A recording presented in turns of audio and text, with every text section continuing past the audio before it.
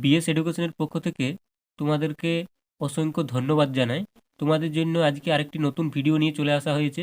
আজকের ভিডিওটি হবে তোমাদের এডুকেশনের যে 3 নম্বর অধ্যায়টি রয়েছে শিক্ষা রাশিবিজ্ঞান, সেই রাশিবিজ্ঞানের কল্পিত গড় নির্ণয় করার পদ্ধতি আজকে আমাদের করে দেখানো হবে। এর আগে তোমাদের গড় নির্ণয়ের প্রসেস বা প্রক্রিয়াটা আমি করে দিয়েছি। যদি কেউ ওই ভিডিওটি না দেখে থাকো তাহলে নিচে ডেসক্রিপশন বক্সে লিঙ্ক দেওয়া থাকবে, সেখান থেকে দেখে নিতে পারো। তো চলো বেশি দেরি না করে ভিডিও শুরু করা যাক। তো দেখতে পাচ্ছ তোমরা এখানে দেখতে পাচ্ছ যে স্কোর এবং পরিসংখ্যা। স্কোরগুলি একটু দেখে নাও। 10 থেকে 19, 20 থেকে 29, 30 থেকে 39, 40 থেকে 49 এবং 50 থেকে 59, 60 থেকে 69, 70 থেকে 79, 80 থেকে 89 এবং 90 থেকে 99, এগুলি হচ্ছে স্কোর। এবং পরিসংখ্যা হচ্ছে 1, 1, 6, 7, 10, 8, 7, 6, 4। এইভাবে কিন্তু পরীক্ষার খাতায় তোমাদের স্কোর এবং পরিসংখ্যা দেওয়া থাকবে এবং তোমাদেরকে যেভাবে অঙ্কটি করতে হবে দেখে নাও। তো এখানে দেখতে পাচ্ছ তোমাদের সুবিধার্থে আমি কিন্তু ছকটি আগের থেকেই করে রেখেছি, নইলে কিন্তু অনেকটা বেশি টাইম লেগে যাবে অঙ্কটি করতে। তো এখানে দেখে নাও স্কোর, যে স্কোরগুলি থাকবে সেগুলি কিন্তু তোমরা পরপর সাজিয়ে নিবে এইভাবে। এর পরিসংখ্যার যেগুলি থাকবে সেগুলো কিন্তু সাজিয়ে নেবে পরপর। এরপর তোমাদেরকে যেটি করতে হবে সেটি হচ্ছে মধ্যবিন্দু।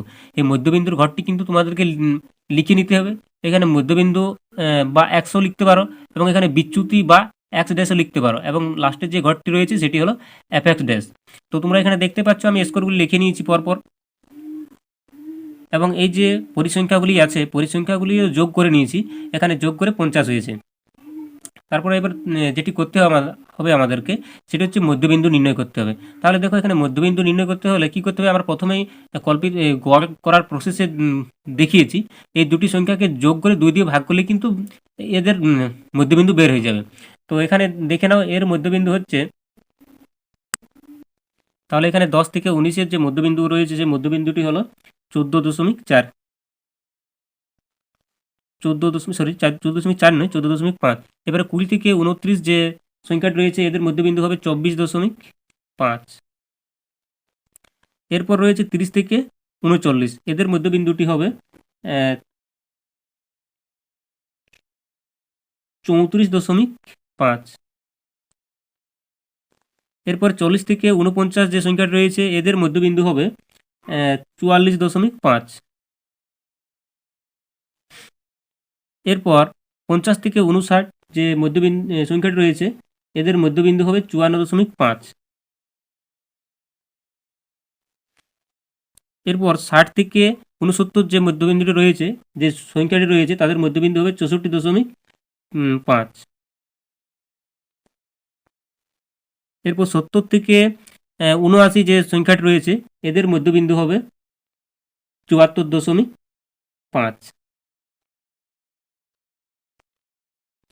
এরপর 80 থেকে 89 যে সংখ্যাটি রয়েছে এদের মধ্যবিন্দু হবে 84 থেকে 5, 84.5 সরি। এবার লাস্টে যেটি রয়েছে 90 থেকে 99, এদের মধ্যবিন্দু হবে 94.5।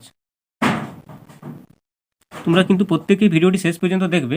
যদি তোমরা স্কিপ করে করে দেখো তাহলে কিন্তু সমস্ত অঙ্কটি তোমরা ঠিকঠাক বুঝতে পারবে না, তখন কিন্তু তোমাদের পরীক্ষার হলে অসুবিধা হতে পারে। অতএব কিন্তু তোমরা প্রত্যেকে ভিডিওটি শেষ পর্যন্ত দেখো। এরপর দেখে নাও মধ্যবিন্দু যেহেতু বার হয়ে গেছে, এরপরে আমাদের যে ঘরটি বাকি রয়েছে সেটি হচ্ছে বিচ্যুতি বা এক ড্যাশের ঘরটি। এক ড্যাশের যে ঘরটি রয়েছে সেটি আমরা কীভাবে নির্ণয় করব। তো তোমরা দেখে নেবে এখানে যে পরিসংখ্যাগুলি আছে, পরিসংখ্যাগুলির মধ্যে প্রথমত ঘর সংখ্যাগুলো একটু গুনতি করে নেবে। 1, 2, 1, 2, 3, 4, 5, 6, 7, 8, 9, এখানে 9টি ঘর রয়েছে। এবারে তোমরা এই ঘরগুলির মধ্যে মিডিল সংখ্যাটি বার করবে, বা মাঝের যে ঘরটি আছে সেটিকে বেছে নেবে।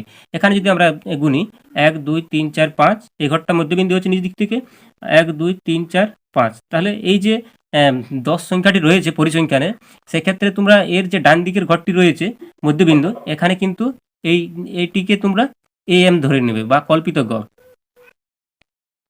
AM এটাকে তোমরা ধরে নেবে। এরপর এটিকে যখন তোমরা AM ধরবে, বিচ্যুতির এই ঘরটাতে তোমাদেরকে কি করতে হবে, 0 ধরতে হবে। এরপর দেখে নাও এখানে 50 থেকে 59 আছে। এরপরে 50 থেকে 40 নিশ্চয়ই ছোট হবে, বড় হবে না। তাহলে যেহেতু ছোট হবে তাহলে কিন্তু এখানে -1, 2 করে উপরের দিকে উঠবে, -3 এবং -4। এরপর দেখো এখানে 50 থেকে 60 নিশ্চয়ই বড় ওঠে, তাহলে কি হবে, প্লাস হবে। তাহলে কিন্তু এখানে 2, 3, 4, এখানে সামনের দিকে বা আগের দিকে প্লাস দেওয়ার দরকার নেই, কারণ আমরা জানি যে আগের দিকে কিছু না থাকা মানে এখানে আমাদের প্লাস চিহ্ন আছে। তাহলে এবার কী করতে হবে, এখানে আমাদের যে ঘরটি বাকি রয়েছে অ্যাপ এবং এক্স ড্যাশের যে ঘরটি রয়েছে সেটি আমাদের নির্ণয় করতে হবে। তাহলে এখানে দেখে নাও, অ্যাপ মানে হচ্ছে যে যে পরিসংখ্যাটি রয়েছে তার সাথে এর গুণ করতে হবে। তাহলে এখানে দেখো 1 রয়েছে এবং এখানে কত রয়েছে, 4 রয়েছে। তাহলে এর সাথে যদি আমি গুণ করি -4 হবে। এরপর কত রয়েছে এখানে 1 এবং 3, এর 3 হবে। এখানে কত রয়েছে 6, এখানে 2, 6 2 12 -12। এবার কত রয়েছে এখানে 7 এবং এখানে 1, তাহলে এখানে কত হবে 7 থেকে 7, এখানে 0। এরপর 8 এর সাথে 1 গুণ করলে কত হয়, 8 হয়। 7 2 14। এরপর 6, 6 3 18। এরপর রয়েছে 4, 4 4 16। এরপর আমাদেরকে যে কাজটি করতে হবে সেটি ভালো করে দেখে নাও, বুঝো। এখানে মাইনাসগুলিকে একদিকে যোগ করে নিতে হবে এবং প্লাসগুলিকে একদিকে যোগ করে নিতে হবে, এবং যোগ করার পর যে সংখ্যাটি বড় হবে সেটির থেকে ছোটটি বাদ দিতে হবে। তো এখানে আমি যোগটি করে নিচ্ছি।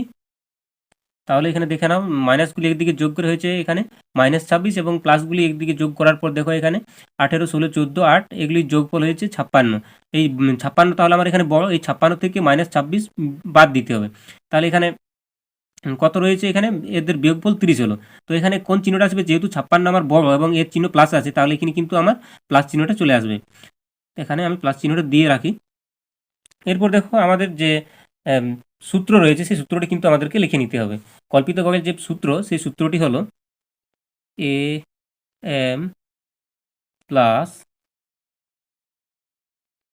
Summation fx dash by n into i। এখানে তাহলে দেখো এভাবে তোমরা একবার লিখে নিবে, তাহলে তোমাদের লিখতে সুবিধা হবে। am সমান আমরা বার করে নিয়েছি, এখানে am সমান কত বার হচ্ছে, এখানে আগে আমরা যেহেতু মার্ক করে রেখেছি 54.5, তাহলে এখানে আমি 54.5 লিখে রাখতে পারি।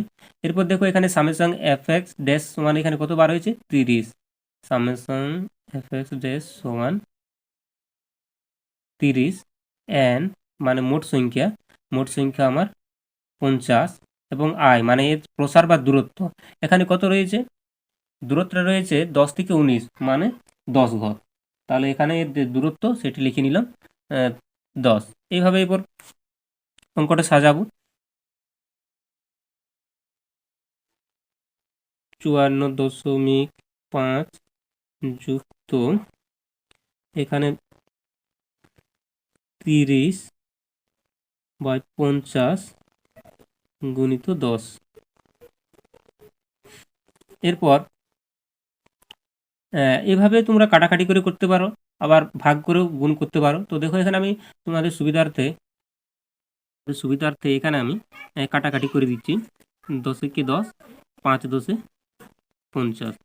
এরপর এটাকে যদি আমি এটি দিয়ে ভাগ করি তাহলে কত হয়, 5 কে 5, 5 6 30।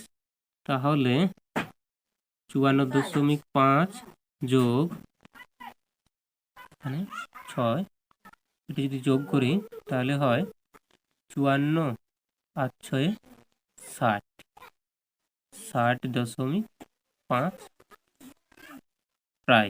এটি কিন্তু এর উত্তর।